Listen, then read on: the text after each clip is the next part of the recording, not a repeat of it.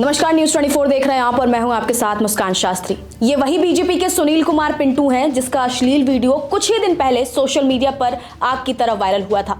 और अब भाजपा के उम्मीदवार सुनील कुमार पिंटू बिहार विधानसभा चुनाव में सीतामढ़ी सीट से जीत गए हैं।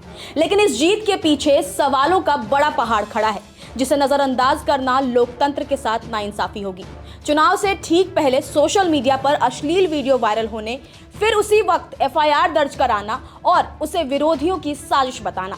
ये कहानी बिहार की राजनीति में कोई नई नहीं है, मगर हर बार वही स्क्रिप्ट, वही टाइमिंग और वही राजनीतिक लाभ उठाने का पैटर्न। और फिर भी बटन दबाते वक्त, इन्हें जिताने वक्त ये सारी चीजें जनता खुद भूल जाती है। सुनील कुमार पिंटू पहले भी विवादों में रहे हैं। 2023 में भी ऐसे ही वीडियो वायरल हुए थे।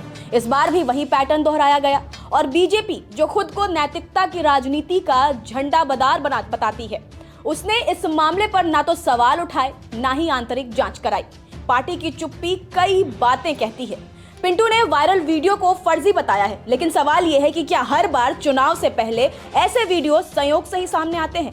अगर ये साजिश है तो इतने सालों में दोषियों पर कार्रवाई क्यों नहीं हुई? और अगर वीडियो असली है तो क्या जीत के बाद सब कुछ दबा देना इतना आसान हो जाता है? सीतामढ़ी सीट ऐतिहासिक और धार्मिक रूप से महत्वपूर्ण है, लेकिन बीजेपी ने यहां भी वही पुरानी राजनीतिक रणनीति अपनाई, छवि पर उठते सवाल को विपक्ष की चाल बताकर आगे बढ़ जाना। इस बीच आरजेडी उम्मीदवार सुनील कुमार कुशवाहा को कांटे की टक्कर के बावजूद हराया गया। पिंटू को 1,04,226 वोट मिले और मुकाबला बेहद नजदीक रहा। इस जीत के बाद बीजेपी समर्थक जश्न मनाते दिखे, लेकिन वास्तविकता ये है कि क्या जीत जितनी चमकीली दिखाई दी जा रही है उतनी बेदाग भी है? आरजेडी के उम्मीदवार को करारी शिकस्त, मतलब सुनील कुमार पिंटू ने सीतामढ़ी विधानसभा सीट पर आरजेडी के उम्मीदवार सुनील कुमार कुशवाहा को करारी शिकस्त दी। पिंटू को कुल 1,04,226 वोट प्राप्त हुए, जबकि उनके निकटतम प्रतिद्वंदी को 98,243 वोट मिले। सीतामढ़ी भगवान राम जन्मभूमि से जुड़ी ऐतिहासिक महत्व की सीट मानी जाती है। यह हमेशा से राजनीतिक रूप से संवेदनशील रही है। 2010 में भी पिंटू ने इसी सीट से जीत दर्ज की थी, लेकिन 2015 में आरजेडी के हाथों हार का सामना करना पड़ा था। पिंटू की जीत से सीतामढ़ी के उनके समर्थक खुशी से झूम उठे और जमकर नारेबाजी की। चुनाव जीतना लोकतंत्र में महत्वपूर्ण है, लेकिन उससे भी ज्यादा महत्वपूर्ण है कि कौन जीत रहा है और कैसे जीत रहा है। जब भाजपा जैसे बड़े दल विवादों में घिरे नेताओं के पीछे खड़े मिलते हैं तो सवाल उठाना स्वाभाविक हो जाता है। क्या राजनीति में चरित्र अब मायने नहीं रखता? क्या विवाद जनों को बचाना पार्टी की नई रणनीति है या सिर्फ सत्ता ही अंतिम लक्ष्य बचा है?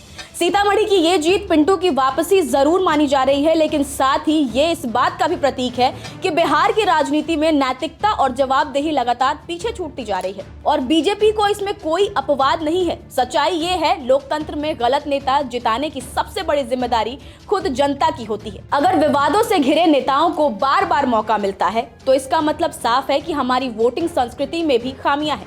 इसलिए मुद्दा सिर्फ पिंटू नहीं है, गलती जनता की भी है, जो चेहरों को बदलती है लेकिन आदतें नहीं बदल पाती। जब तक मतदाता सच में जवाबदेही की मांग नहीं करेंगे, तब तक कोई भी पार्टी, चाहे वो बीजेपी ही क्यों ना हो या कोई और अन्य पार्टी हो, ऐसे ही विवादों में घिरे चेहरों को आगे करती रहेगी। फिलहाल आप इस मुद्दे पर क्या कुछ कहेंगे? अपनी राय हमें कमेंट कर जरूर बताएं। नमस्कार, मैं हूं मानक गुप्ता। अगर आपको हमारा ये वीडियो पसंद आया हो तो इसे लाइक और शेयर जरूर करें, और हाँ, हमें सब्सक्राइब और फॉलो करना ना भूलें ताकि आप देश और दुनिया की कोई खबर मिस ना करें। तो जुड़े रहिए हमारे साथ और देखते रहिए न्यूज़ 24।